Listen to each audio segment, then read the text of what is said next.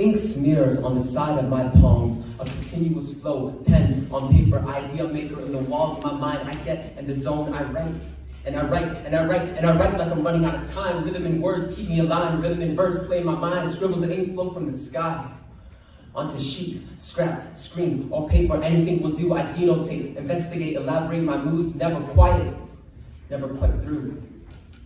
So my pen bleeds from its last vein of darkening blue. I'm writing down every thought and word I think I can use. So if a hurricane takes away the house I live in and pray, I'm writing myself out with pens, keeping them all at bay, because pens are power, prose, perspectives magnified with a looking glass, looking real close. If I was missing the fountain of ink, I might go extinct, quenched from the ocean of words, the waves of spirit in my head. Because from think to ink to pad, writing gets me looser than my kinks or any new fad. From think to ink to pad, I draw my creativity wherever it's at. From think to ink to pad is my showmanship, and from think to ink to pad is my creativity.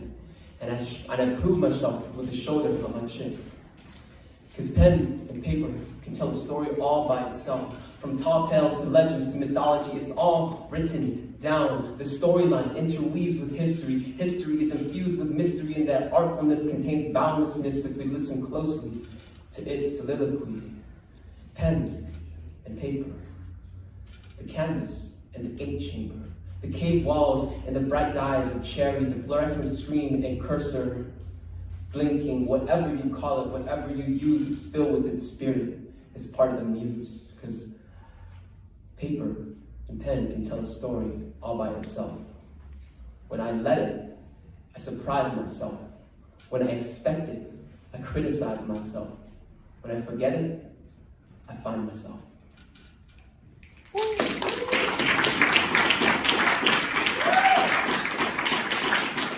Thank you all. And as Michael was saying, I do have kind of an interesting name, Qui-Shawn, Q-U-I-SHAWN. My man KB over there, he's like, that sounds kind of urban. And I was like, no, I had to explain the background of it. You know, it's like translated from Vietnamese, so things are quite different. And one of the poems I wanted to share tonight is actually about my birth name. But before I get to that, I made a poem about gut feeling just this last week, December 2nd. And I did this after my friend who loves chemistry. She's talking about, oh, you know the gut and the brain connect to each other and they talk to each other? And I'm like, yes, UC San Diego nerds will talk like this. So after learning about that, I was like, you know what? Make a poem about that. Gut feeling is a real thing. It's a clear-cut emotion pulling you towards what you need. We'd be robots if we only had a brain to think rationally, although we're halfway there from being attached to our screens. Damn, that's pretty ironic. It seems that we shut out possibility when we think too rigidly. After all, there'd be no inventions without the audacity of the Edisons and electricity or technology or imagination. Imagine Walt Disney wasn't gonna make it without a vision and some motivation. So think of a mission without a goal. It's an experiment, an infinite expedition. Instead of efficiency or finding a shortcut, take the scenic route and the opportunity in this very moment. The imprecision of imagination is precisely what forms humankind's best creations. The collaboration between your gut and your brain will leave a legacy on your vocation. There is no goal, only exploration. You need not know, just have imagination. Thank you all for the love. I really appreciate it. I've been taking some poetry classes at UCSD as well, and everyone's more of like the moody kind of poet, so everyone likes usually writing stuff down. And there are a couple of spoken word people over there that I really vibe with a lot, but I find myself being sometimes like the only one in the room, like sharing something that's more physical and more moving, so loving this place already. Thank you all for the vibes. This is the last one, entitled Birth Name.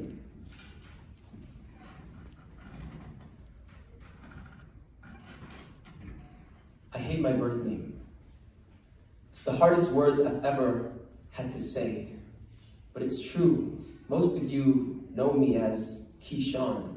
Q, quick-witted, U, understanding, I, intentionally hyphen, always planning, S, smiles big, H likes to sing, A, amazed by life, W, will always strive, N, never not nice, but before I was Qui-Shawn, I was just Shawn, I was picked on. High school prodigy, but also black swan, never invited to hang out, just a bygone, always dodging hate, prayed not to be preyed on, stepped on, walked on, not the Qui-Shawn you know right now. How could we be so cruel to make people's birth names be hated by themselves? This phenomenon repeated itself all throughout school. Let me tell you about Qui-Shawn. Qui-Shawn, Qui-Shawn, the marathon of my name being said wrong. It felt wrong, I felt wrong. Eventually, I said it wrong. Hi, my name is Hi, my name is Shawn.